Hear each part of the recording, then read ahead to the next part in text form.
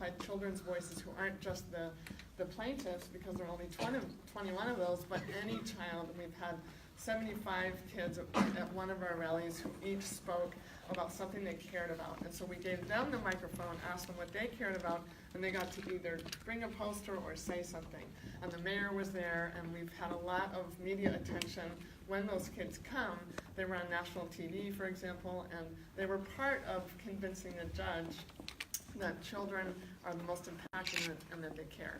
So there's a chapter about that in this book. So I'm not here to advertise the book. I'm just here to say that it is a tool for families, because there are 100 short chapters, and then each one of those has several ideas that are fun and easy. And if you don't like it, you turn the page and find another one. So that's, the subtitle is 100 Ways to Build a Fossil-Free Future, Raise Empowered Kids, and Still Get a Good Night's Sleep. So that's just a tool for people to point to. And I wish that I had this. I normally have this, what you guys had, so it was fun to watch you guys, think. I could see the gears turning watching you, and I saw the difference of how much better it was the first time when I saw you practice, and then the second time. So it does get better with practice, and it sure helps to have this, doesn't it, right? To look up there when you were like, oh, what am I supposed to say next? So here's here's my cheat sheet. So I want to say that what you guys are doing is fabulous, because you're not only taking personal responsibility, but you're asking other people and your government to take a larger responsibility. One of the places we get stuck right now is on recycling.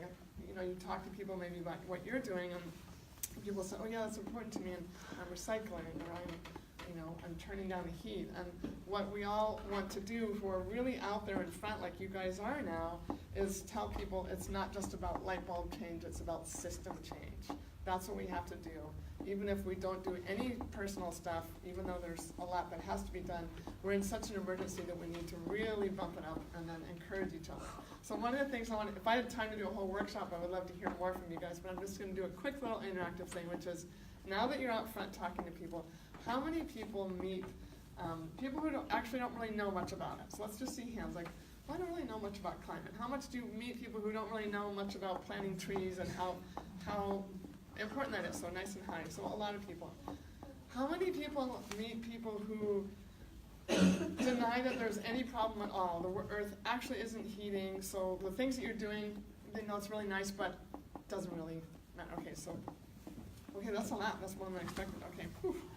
How many people meet, so these are the next two are the ones that I'm kind of finding more myself, because I'm getting interviewed a lot, and I'm getting a lot of questions from reporters and people coming to me with these next two things, which is the despair. People who are like, there's no hope. Oh, you're right, it's really heating up, but there's no hope. So how many people meet those people who are like, there's not really that much to do, maybe we should just have fun? How many people meet, have these? I sometimes am that person. Right, and we all go there sometimes, like, I'm working so hard, and that's when we have to take a break, right? We have to go play with our friends, don't even talk about climate. I just did this for 5 days, the last 5 days, because I've been promoting my book now, and I've been promoting you guys. I wanted just a little thing here, but I've been on a ton of radio shows and some TV, and almost on every one I say something about Plant for the Planet.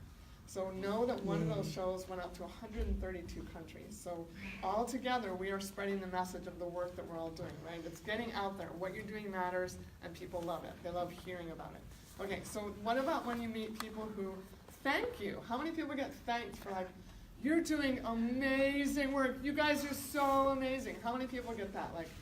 Oh, you're so great. Okay, so I want to hear, what do you tell those people when they say, oh, Isaac, that is so cool what you're doing. Thank you so much. Your generation gives me so much hope. You're going to save the planet. What do you say to them? I say thank you, and I couldn't have done it without you. I couldn't have done it without you. Yeah, because usually it's older people who say that. Yeah. Not really the young people. They're like, I like what you're doing. Mostly the older people say thank you for what you're doing.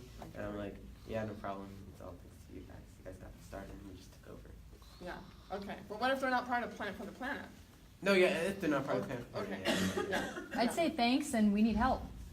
Yeah, okay. Well, that's what I was getting to. I want to hear it. What were you, was that Jonathan? You had your hand up. What do you say? I don't really get things. I'm kind of new to this, but hypothetically, if someone were to say that, I would obviously thank them, and then I would see if I can sign them up. Exactly. Yeah.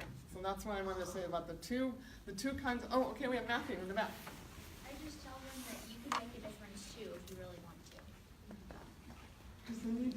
this is the thing. I'm here to tell you, if you haven't heard it, adults that are like my age and older, even younger, a lot of them are kind of cynical. Have you noticed that? They're just kind of like, oh, like jaded. So that's where you guys get to say, you know what? You don't get to be cynical. You don't get to be jaded. You love us, so help us. So here are just a couple ideas I want to give you to give them that I found in my talk so far helps people kind of move out of that, oh, and oh, you're doing so great, to like, yes, we're going to help you. So here are the couple of things. Tell them about what's working. When I mentioned the 15 billion trees, people that interview me are like, whoa, that's actually pretty impressive. And it's like, yeah, and it's going to be 1 trillion trees, and you got to help. So one thing is to tell them about successes, which you're already doing so beautifully. Another thing is to tell them that wind energy is the cheapest form of energy now. Most people don't know that. It's cheaper than every fossil fuel. And when you tell people that and you get excited about all the innovations that are happening, then people kind of move from despair to a little bit more hope. And then the third thing is to tell them that resistance works. I'm working with 350. I don't know if you've talked about this at all, but all those projects that are trying to get put into the Pacific Northwest, the new terminals, the new pipelines, the increase of the oil trains, guess what? Since 2012, not a single one has been built. And that's because there's such ferocious resistance from families, from communities, from students and young people. So that's one thing to tell the people who are despairing and are not sure that taking action matters. Tell them the things that are working and get them to do one thing. For the thankers, I say, ask them, like you've all said, to do one thing, to join you in Plant for the Planet, to buy some chocolate, to send their child to the academy, whatever it is that is important to you. And if you can't think of something, you can always go back to some basic things like divest from fossil fuels yourself. Don't have a credit card from JP Morgan Chase. Make sure your credit card, everybody needs a credit card or a debit account once they're a teenager or older. Vote, obviously, and then join whatever is in your neighborhood. There's a local fossil fuel fight everywhere, and there's trees to plant everywhere. So just give them some ideas. You can put into my books. There's like 500 in there if you can't think of anything. But I know that you guys have a lot on the tips of your tongues because you're doing this amazing work. So that's the bottom line is to take breaks when you need it and link arms with each other for system change, not light bulb change. And thank you for what you're doing, and I'm out there doing it too with you. And so are my kids. I have an 18-year-old and a 22-year-old, and they're out there doing a lot of the same stuff you guys are doing. So you're not alone in any place on the planet. We're working together. So thank you for inviting me to come and see the beautiful work you're doing. It's so important. Thanks.